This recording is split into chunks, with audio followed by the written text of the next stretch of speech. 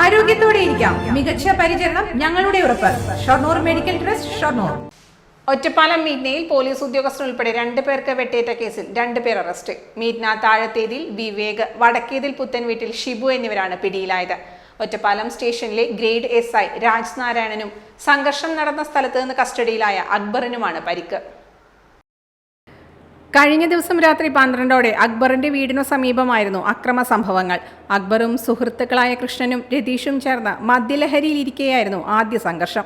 കൃഷ്ണനും രതീഷും ആക്രമിക്കപ്പെട്ടതറിഞ്ഞാണ് പോലീസ് സ്ഥലത്തെത്തിയത്. ഇതിനിടെ സ്ഥലത്തെത്തിയ വിവേകും ഷിബുവും അക്ബറിനെ ആക്രമിച്ചു. തടയാൻ ശ്രമിച്ചപ്പോഴായിരുന്നു പോലീസിനു നേരെ അതിക്രമം. SI രാജ് നാരായണന്റെ പരാതിയിലാണ് വിവേകിനും ഷിബുവിനും എതിരെ വധശ്രമ കേസും അറസ്റ്റും. ആദ്യഘട്ടത്തിൽ കൃഷ്ണനെയും രതീഷിനെയും മേൽക്കൂരയിലെ ഓടുകൊണ്ട് ആക്രമിച്ചെന്ന പരാതിയിൽ അക്ബറിനെതിരെയും വധശ്രമത്തിന് കേസുണ്ട്. പരിക്കേറ്റവർ വിവിധ ആശുപത്രികളിൽ ചികിത്സയിലാണ്. രാജ് നാരായണനെ അടിയന്തര ശസ്ത്രക്രിയയ്ക്ക് വിധേയനാക്കി. പോലീസും വിരലടയാള വിദഗ്ധരും സ്ഥലത്തെത്തി തെളിവെടുത്തു.